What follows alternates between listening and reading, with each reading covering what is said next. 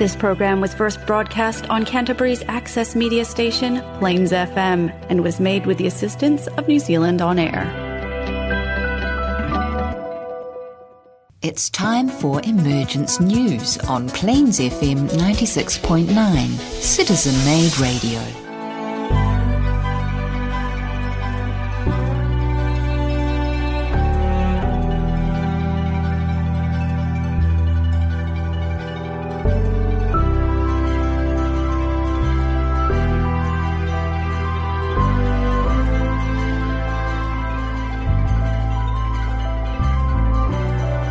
Kia ora and welcome to Emergence News. We come from the fantastic studios here at Plains FM in central Christchurch, New Zealand, Aotearoa.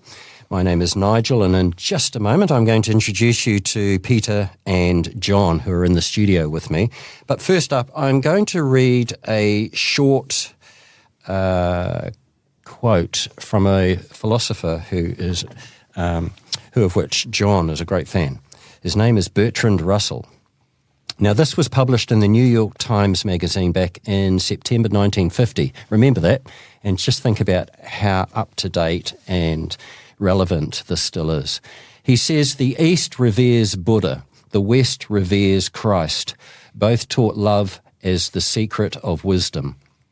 The earthly life of Christ was contemporary with that of the Roman Emperor Tiberius, who spent his life in cruelty and disgusting debauchery and perversion. Tiberius had pomp and power. In his day, millions trembled at his nod, but he is forgotten.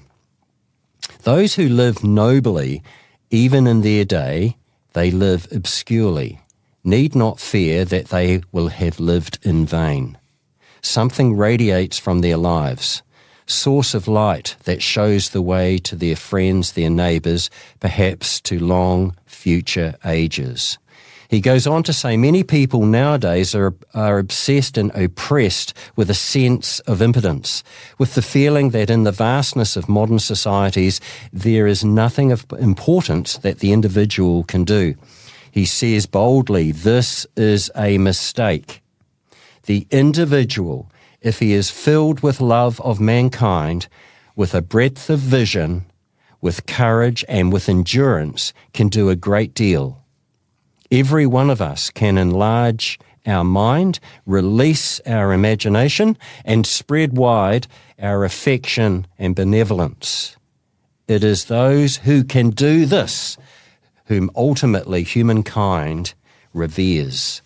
And I remember, John, because you're a great fan of this guy, I remember this guy said the four most important people that have walked this planet were the Buddha, the Christ, and Pythagoras, and I can't remember the fourth.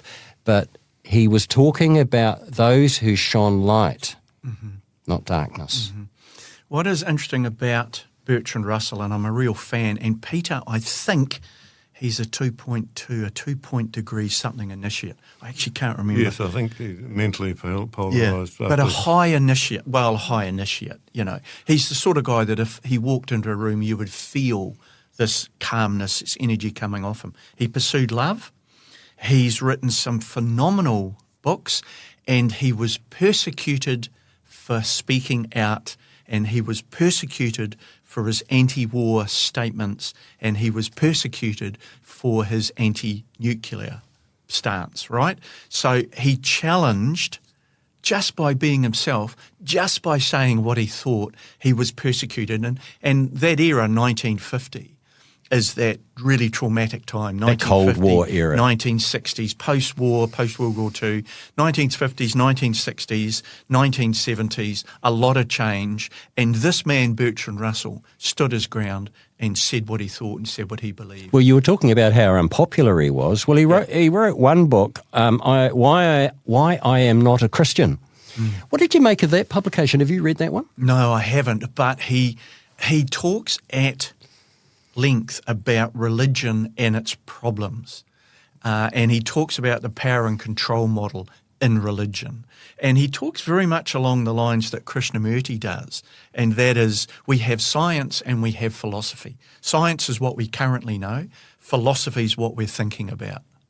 right? And eventually philosophy may become science. And that's why I was drawn to Share International. If you read the Share International magazine, it's a brilliant mix of economics, politics, and spirituality. How many forms of media dare to even consider spirituality in the same sentence as those two other highly political terms? And I think Bertrand It's a good Russell, mix, isn't it? Yeah, and I think Bertrand Russell, being a 2.2 degree initiate, he was really seeing things clearly. And I'm just, I really recommend people, you can get a lot of his stuff online now. There's some really good websites. And he's got some really pithy little snapshots of life. And as you pointed out, he wrote stuff in 1950 that is really relevant now in 2024. And he's the kind of guy that you don't, just like Benjamin Creme, you don't have to agree with everything he says. Exactly. To get value out of what they are publishing or have published. Yep. You don't have to, even as Dick Larson, our journalist friend in America, says, you only have to perhaps agree with 25-30% of what they're saying. But there's a big percentage there that if you need time to think and ponder on it, that's a value. It is, indeed. Yeah. Okay, guys. John, you mentioned the word Krishnamurti. Now, Yes. when you moved house recently, you have found the 3 notebooks of Krishnamurti. Yes. Now, these Yep. were personal journals. Yep. And not easy to come by. No. You're going to take a deeper look at those today. Yes. Firstly, for our listeners, I'm going to just pick up on a couple of terms. Krishnamurti talks about overshadowing, and people writing about Krishnamurti talk about overshadowing. Krishnamurti also talks about the process, and he talks about the presence. And my feeling is the process and the presence are there's 2 things going on for Krishnamurti, and I've mentioned this before. He's being rapidly developed to be the overshadowed vehicle for Maitreya, but also, I suspect, in that process, he's having to slough off karma. Right, Peter, we know 3rd and 4th degree initiates. They've got to burn karma. They're burning karma, and that often happens through discomfort, through illness, through physical body weakness. Blavatsky, they've all had these issues. So, And you mentioned that on the last program. You were talking about the physical demands Yeah. that he went through in his preparation, in his training. Yeah. Imagine the level of karma that he was burning. Yeah, and also, and I know there's been some stuff talked about Benjamin Creme. I was at a conference in San Francisco back in 2010, 2011, I think, and Benjamin Creme was quite unwell and he'd lost his vision as an artist. That must have been, Traumatic. catastrophic for him. But people around him then talked about this was a consequence of the energy that was being poured through his vehicle. Benjamin Creme did talk about that his energetic structure was quite unique to handle this energy. But, and I don't want to really say this, but I got the impression then that it had burnt him out to a degree, right? When you listen to what Krishnamurti went through, it makes a lot of sense to me that the human vehicle's not ideal for this process. And it takes its toll. But that's part of being a disciple. That's part of giving up your vehicle, your sense of self for the use by the master. But anyway. He was even blind at the end of his life, wasn't he, Benjamin Creme? Yeah, yeah. Well, he was blind in 2010, 2011 when I last saw him. Right, okay. And he was having to be guided around the place. But anyway, the presence. I want to talk about the presence because this article that I'm working with that I pulled off Share International talks about it. So many people would remark at the energy surrounding Kay wherever he went. In moments of intimacy, when sharing with close friends, Kay would suddenly stop and look around saying, "Can you feel it in the room?" Mary Lutens, who was his faithful companion for decades, once asked him, "What is this thing? I know you've always felt protected, but what or who is it that protects you?"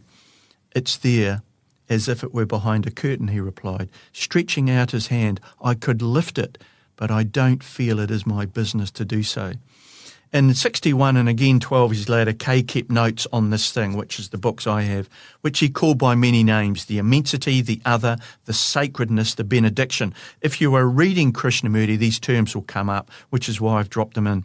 The visitations of the other were always connected with his process and accompanied by pain, which he never resisted. The notes in the book were written in pencil with hardly any erasures and were published as Krishnamurti's notebook, which is the first one. Krishnamurti's journal was the second one. The poetry is of the highest order. The privileged sharing of his internal dialogue is phenomenal. Here's an example. He talks about the room became full of that benediction. It was the centre of all creation. It was a purifying seriousness that cleansed the brain of every thought and feeling. Its seriousness was as lightning, which destroys and burns up. The profundity of it was not measurable. It was there, immovable, impenetrable, a solidarity that was as light as the heavens. There was an impenetrable dignity and a peace that was the essence of all movement action. No virtue touched it, for it was utterly perishable, and so it had the delicacy of a new thing, vulnerable, destructive, and yet it was beyond all that is. It was pure, untouched, so ever dying, beautiful. So he's going through this process that is incredibly painful, and it went on for hours at a time. In fact, the one I read earlier, he's sitting in the dentist chair, and this incredible process is going on. Pain, discomfort. Some of the other ones that I've picked up on, he's woken during the night by this incredible pain, this pressure that's bearing down on him. And it's a bit like, you know, when you put on a sock, sometimes you punch your fist into your sock to expand it open. And it won't move. So you can get it on your foot, right? Otherwise you break your toenail. Sorry to make this sound so kind of petty, normal. But to me that's how I feel. This fist of energy is being pushed through him. He's agreed to it, he's given up to it, but still it's this incredible remaking of Krishnamurti to become this vehicle. I want to finish off with the following he wrote when he was 85, describing the culmination of a meditation that had come to him in the depth of night for many years. One night in the strange stillness, he woke up to find something totally different and new. The movement had reached the source of all energy. This must in no way be confused with or even thought of as God or the highest principle, the Brahman, which are the projections of the human mind out of fear and longing, the unyielding desire for total security. It is none of these things. Desire cannot possibly reach it. Words cannot fathom it, nor can the string of thought wind itself around it. One may ask, with what assurance do you state that it is the source of all energy? One can only reply with complete humility that it is so. So he had these amazing observations through this pain. And I'm going to wrap up with the final book, Krishnamurti's journal, I think it's called.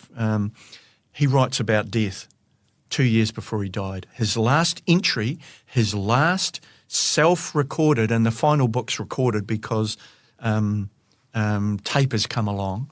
His final words around this are talking about death. It's his last recording. 2 years later, he dies. Amazing story, and I recommend our viewers to have a look at Krishnamurti. Back with more in just a moment, and with a really interesting comment from Yogananda on death as well. Oh. This is the Emergence News on Plains FM. For more information, go to shareinternational.org. You're listening to Emergence News. It's great to have your company, and Divinity in Action continued, really. If you've listened to our last podcast, you'll understand what I mean. We talked about a couple of prodigies, a young one and an old one. And, of course, the old one John's been talking about is Jiddu Krishnamurti. And, John, you were just talking about his comment on death. I've got an interesting comment from Paramahansa Yogananda. In his comment on death, he says, don't depend on death to liberate you from your imperfections. You are exactly the same after death as you were before. Nothing changes. You only give up the physical body. You are a thief or a liar or a cheater before death. You don't become an angel merely by dying. If such were possible, then let us all slip away at once. He says, whatever you have made of yourself thus far, so will you be hereafter. And when you reincarnate, you will bring that same nature with you. To change, I love this, listen to this. To change, you have to make the effort. This world, Earth, is the place to do it. It is the plane of demonstration. That is bizarre you've read that, because I was reading that just recently. And really, when you think about it, it pertains to the psychics and the psychic realm.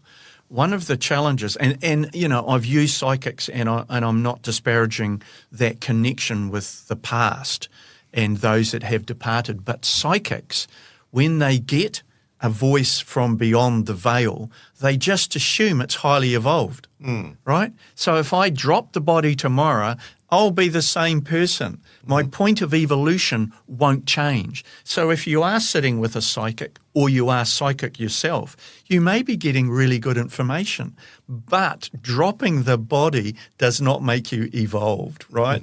I really love that quote by Paramahansa Yogananda, who once again was one of the people I got onto when I started my spiritual life. And it's really interesting. Yogananda, according to Benjamin Creme, is listed as an avatar. He was a visitor. Yes. Yep. No wonder he made such an impact on merging the East with the West. Yes. And became a dual citizen, India and an American. Yes. And he's talking about, I believe, Peter, to put it in esoteric terms, he is talking about the 3 permanent atoms, right? You stop this life at a point in evolution, and when you incarnate again, you take off from where you left off. Your soul picks up the permanent atoms, recreates the structure, the vehicle for incarnation at the same point of evolution. Exactly.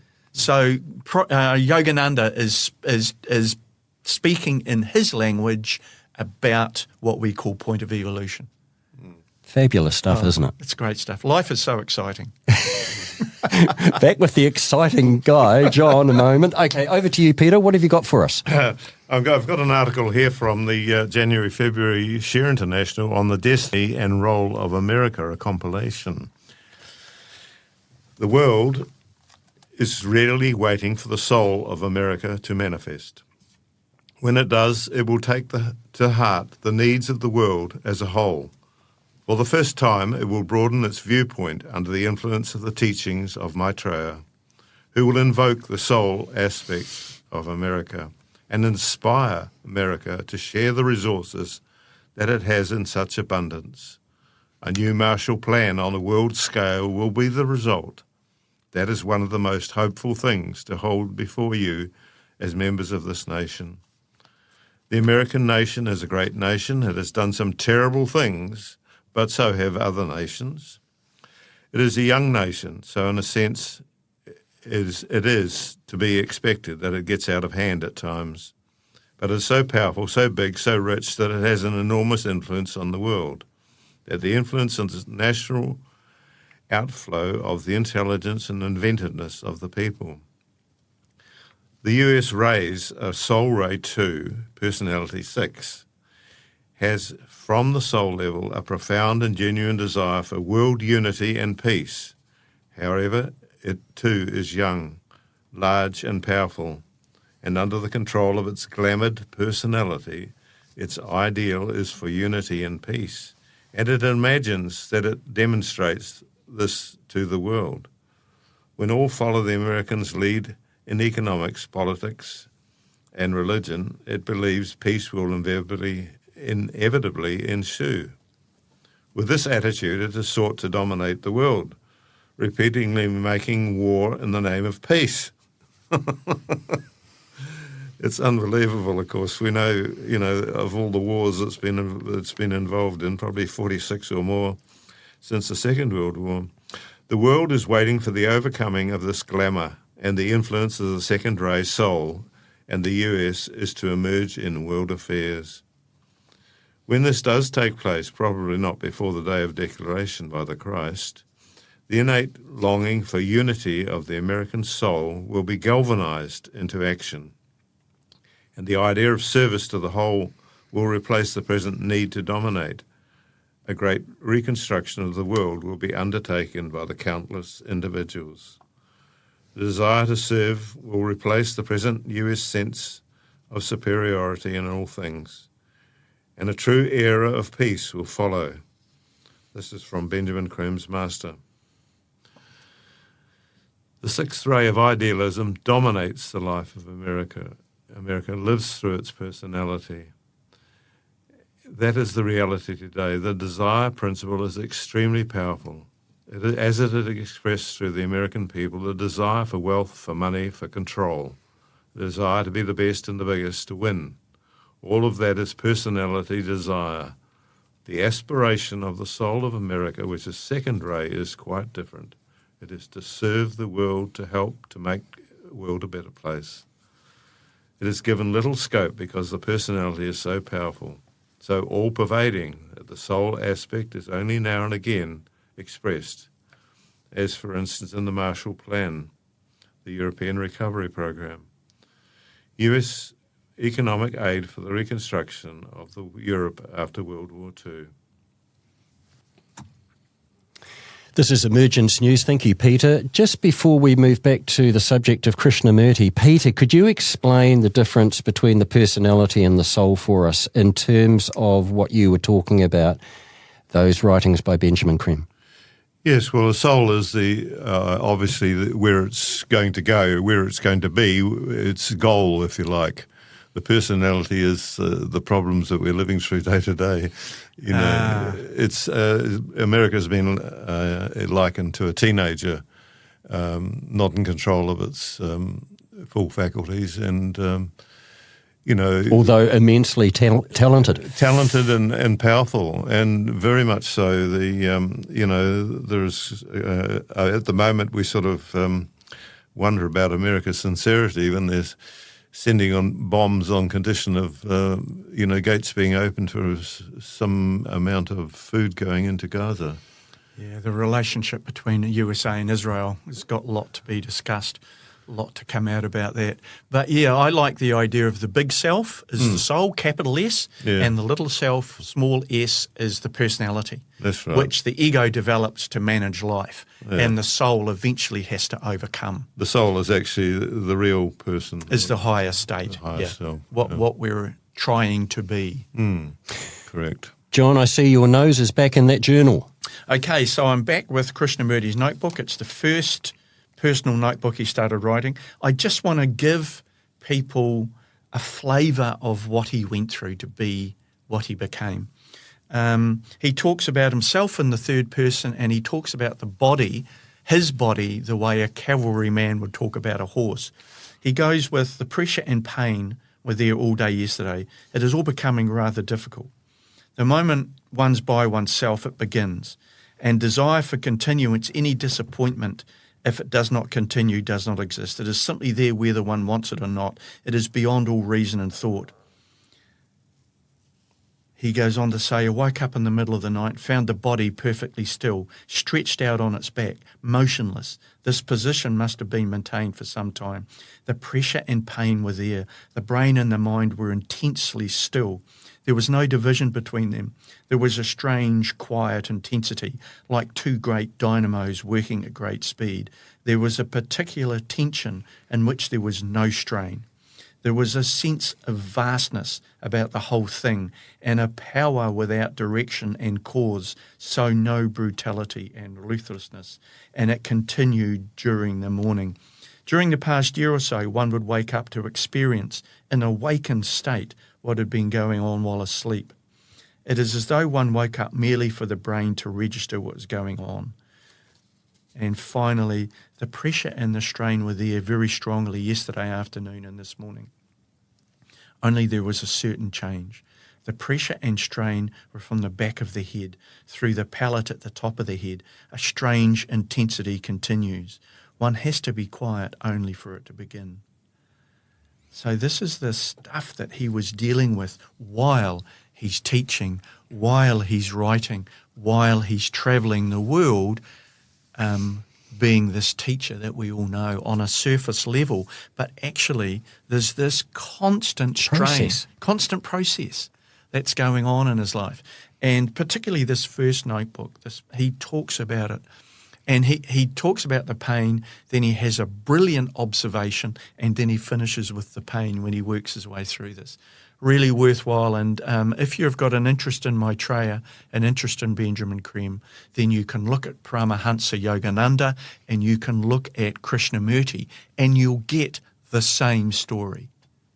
That's the same message, the same themes come through, don't they? Maitreya sits behind all of the genuine, sincere teachings that we've been exposed to for the last couple of thousand years. He overshadowed Krishna, right? Buddha overshadowed Gautama.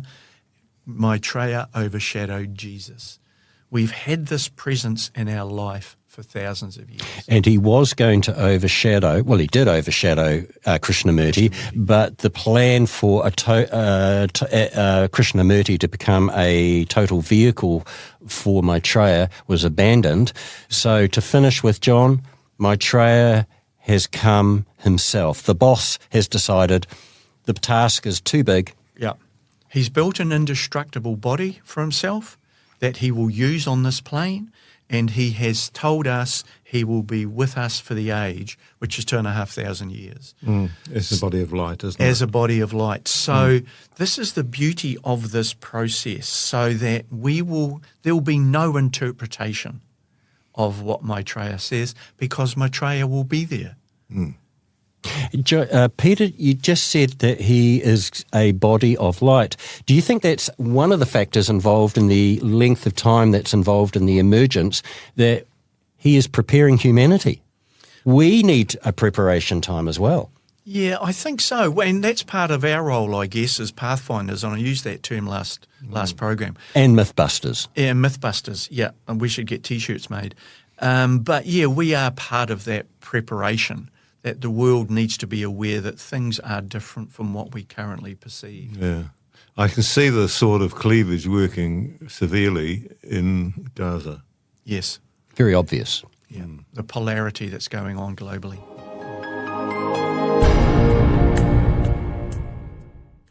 All this information can be found on the Share International website, www.share-international.org, and also don't forget the podcasts, which are available on the Plains FM website. We welcome your comments, questions and feedback. Please contact us at emergencenews@gmail.com.